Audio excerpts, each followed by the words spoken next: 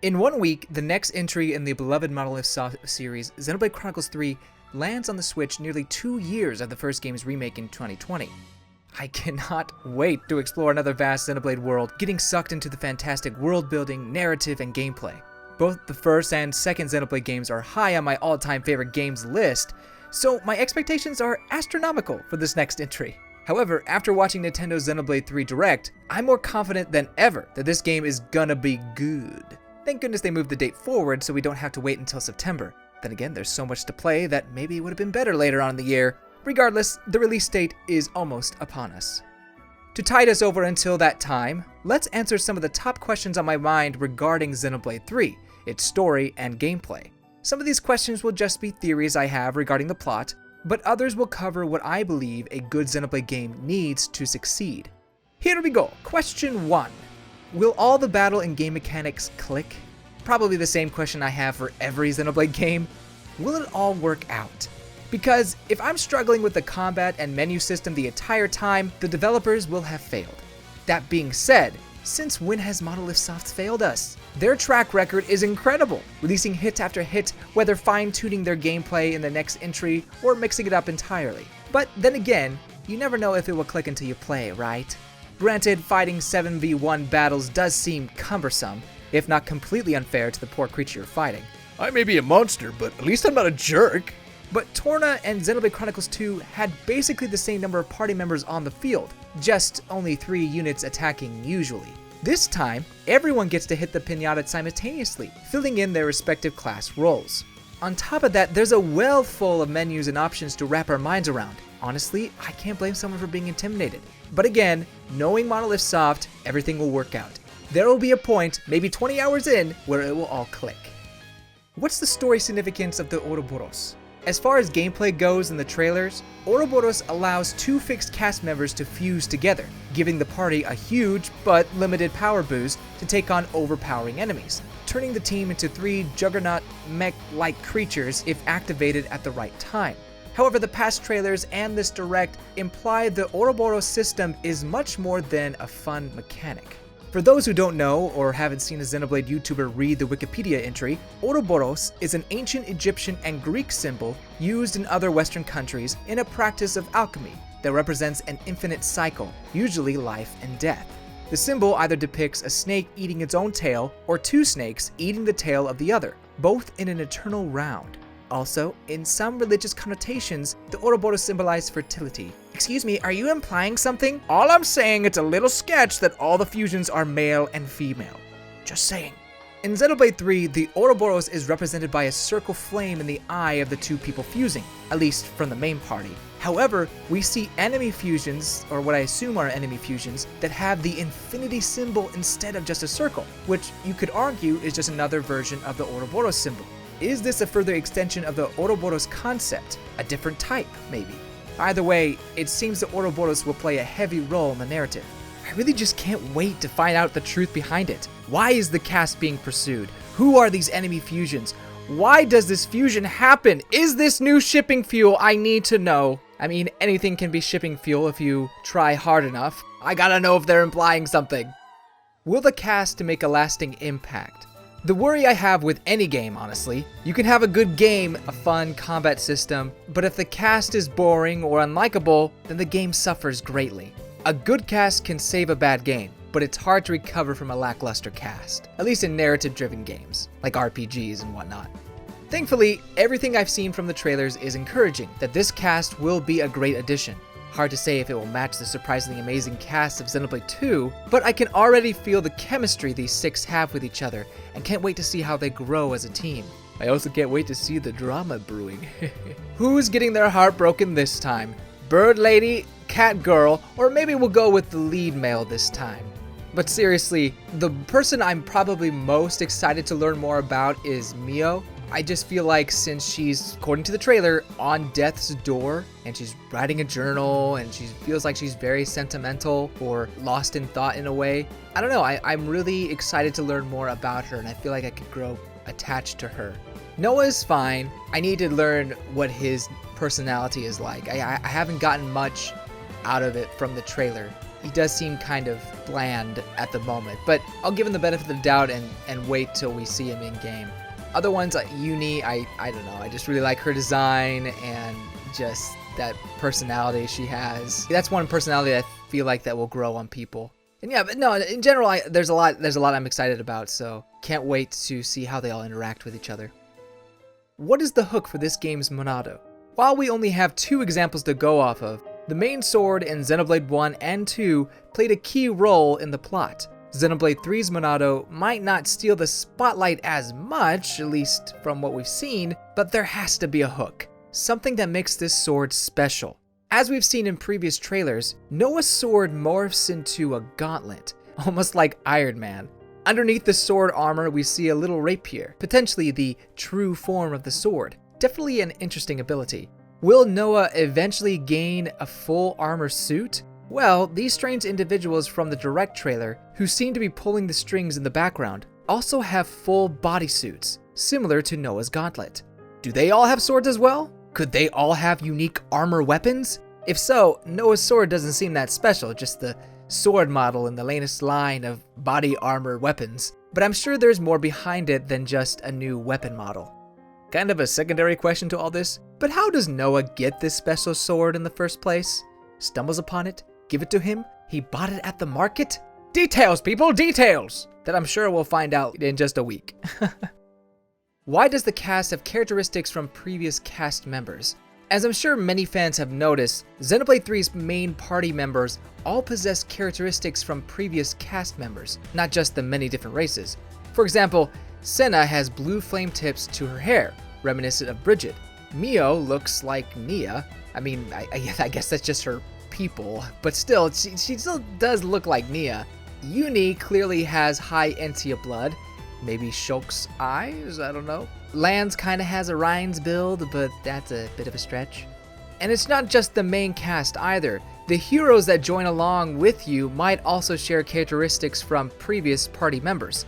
Ashera reminds me of Sharla, and that's it. Alright, okay, so maybe these minor resemblance are only due to having the same character designer from the previous game, okay? I get it. But what if there is something to all of this? What I'm trying to say but failing to get at is what if these poor souls are clones, using the DNA of previous characters in the series? Outlandish, maybe, but if they only have 10 years to live, plus they come from a pod, it sounds like we're dealing with clone shenanigans here. Granted, I'm grasping at straws here, so I could totally see this being untrue, but the whole pod thing, we got an image of that in one of the trailers. Come on, that kind of screams cloning of some kind, although maybe they're just in a sleeping state. At the very least, Noah might indeed be a clone of some kind, as we've seen a masked individual who looks scarily similar to Noah, giving our main male protagonist even more connections to this secret organization. Oh hey, I like your look. Who is Mr. Eyepatch? Every Xenoblade game has its version of Van Ham, all the way back to Xenosaga apparently. A middle-aged man with a gruffy voice, lovable charm, and gnarly mustache, sometimes. His role varies in importance in each title, but in Xenoblade Chronicles 3, the latest version of Van Ham is taking a story-significant role. As implied in trailers, Mr. Eyepatch seems to know the truth of the world, or at the very least, knows who the true enemy is. So who is he? And why does he know this? Actually, probably my biggest question right now is why is he so old, at least in comparison? Is he not bound by the 10-cycle lifespan? Or did he start out the 10-cycle lifespan just older? I don't know. Because in theory, old people shouldn't exist, right? Am I understanding this concept of how people live and die in this world? I should probably double check if there are old people in the world or not. Perhaps he's a former soldier who broke free of the cycle after discovering the truth. Or maybe he is a living descendant of an original cast member, like, I don't know, Zeke? Pretty far-fetched, I know, but I can't help but compare him to Zeke. It's the eye patch, man. How many heroes are in the game? Because 6 party members just isn't enough, a 7th party member known as a hero will join you on your adventure. There seem to be many to choose from, each with their own class and weapon type. Basically, this is a new version of Rare Blades from Xenoblade 2. Just without the random gacha mechanic. thank goodness we won't have to spend days, months, or even years working to pull a rare hero. I still have nightmares of trying to get Cosmos. Just like the rare blades, each hero has a side story to enjoy, learning more about their character and world. Depending how many heroes there are, this could add multiple hours of content just to complete them all. Last thing I want to point out is this blurry image right here, implying some spoilery hero at the very beginning of the game. Who could they be trying to hide? Just gets me excited when thinking about it. I wonder if it's one of these guys from the previous trailers, or maybe it's someone we really haven't seen yet. Will the OST hit the mark? Okay, I know I've said I've had some pretty big worries, but this is probably my biggest worry, the OST. Xenoblade is not known for its music, practically ruining scenes with its lackadaisical sound selection. Maybe the third game will be different, but the track record speaks for itself. They better up their music game if they want. Okay, I'm just kidding, I'm not worried at all. Xenoblade has one of the best soundtracks ever. It's gorgeous. I'm not worried at all. Every Xenoblade game has blessed us with heavenly soundtracks, toying with our emotions as we explore the world and live the adventure. Xenoblade Chronicles 3 will be no different. I am completely confident in that. I guess my question is, what will be the track that makes me cry? Probably the last one. These last two questions deal with events of the previous two games, so if you haven't played those yet, you might want to skip to this time. I won't cover any huge spoilers, but just in case people are looking to avoid everything, here's the opportunity to skip ahead. Okay, now that they're gone, let's talk about the good stuff. Why are Melia and Nia allowing this evil to happen? At this point, it's no secret that Melia and Nia are the queens hiding behind the masks. But why are they instigating this war? I assume they have a deep hatred for each other, for one reason or another, but the Melia and Nia I knew from the previous two games wouldn't toy with people's lives just to fight some meaningless war. What was all this talk about friendship and hope for the future? Was that all a lie? You would think Melia and Nia have a lot in common. A unique race, fan favorites, love water, and they both get rejected by the clueless MC. Did we just become best friends? But seriously, why are these two kind-hearted people abusing their power like this? Even if it is for survival, are they being controlled? Are they too just clones? Meaning they're not the actual Melia and Nia that we know? I don't know. Also, if Nia is here, where are Pyra, Bridget, Pandoria, or any other blades from Xenoblade 2? Did they die out? Maybe they got lost in the cloning process? I don't know.